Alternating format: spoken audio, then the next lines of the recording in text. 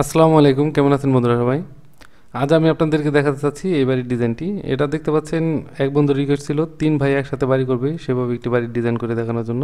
তো আপনারা যারা 3 ইউনিটে বাড়ি করতে চাচ্ছেন তারা ওইভাবে করতে পারেন। বন্ধুরা দেখতে পাচ্ছেন এখান থেকে এ পর্যন্ত একটি ইউনিট, আর এদিকে দেখতে পাচ্ছেন একটি ইউনিট, আর এখানে দেখতে পাচ্ছেন বাকি ইউনিটটি। তো 3টি ইউনিট হবে বাড়িটিতে। আপনারা যারা 3 ইউনিটের বাড়ি করতে চাচ্ছেন তারা এভাবে করতে পারেন। আমি শুধু এই ইউনিটটি দেখাবো আপনাদের, বাকি দুটি একই রকমের। এখানে দেখতে পাচ্ছেন, আমরা যদি এই ইউনিটের ভিতরে ঢুকি, এখানে আমাদের প্রথমে ডাইনিং দেখতে পাচ্ছেন, এখানে লিভিং হবে, দুটি বেডরুম দেখতে পাচ্ছেন, আর এখানে একটি টয়লেট। আমাদের বন্ধুর রিকোয়েস্ট ছিল ঠিক এভাবে করার জন্য।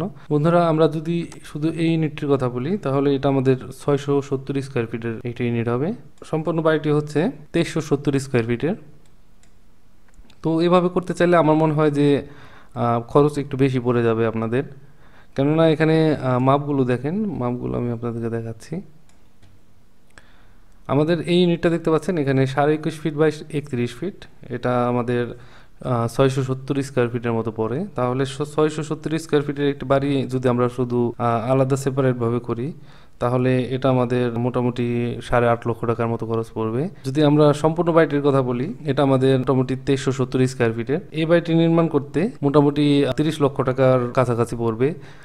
যদি আপনি এর উপরে একাধিক তলা করেন তাহলে খরচ একটু কমবে। যদি শুধু আপনি একতলা করার জন্য করতে চান, তাহলে কিন্তু আপনার এইভাবে করলে আমার মনে হয় যে খরচ বেশি পড়বে।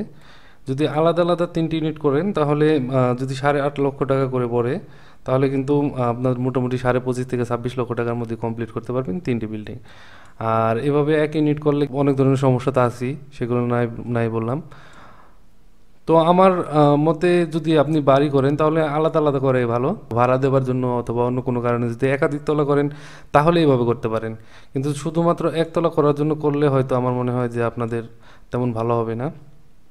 তো যাই হোক বন্ধুরা, আপনারা অবশ্যই আমাকে কমেন্টে জানাবেন এভাবে বাড়ি আপনারা করতে চান কিনা। যদি অনেকে করতে চান তাহলে আমি এটা 3D করে দেখাবো। বন্ধুরা, যদি এই বাড়িটি এভাবে নির্মাণ করতে চান, 8 শতক জমির প্রয়োজন পড়বে, 30 লক্ষ টাকার কাছাকাছি পড়বে গ্রাউন্ড ফ্লোর করার জন্য। যদি একতলা করেন তাহলে 3 জনের জন্য আলাদা আলাদা করাই ভালো। যাই হোক, আপনাদের যদি তারপরও করার ইচ্ছা থাকে করতে পারেন। তো বন্ধুরা, আমি আপনাদের কমেন্টের অপেক্ষায় থাকবো। যদি আপনারা অনেকে এভাবে বাড়ি করতে চান তাহলে আমি এটা 3D করে দেখাবো। তো সবাই ভালো থাকবেন, আল্লাহ হাফেজ।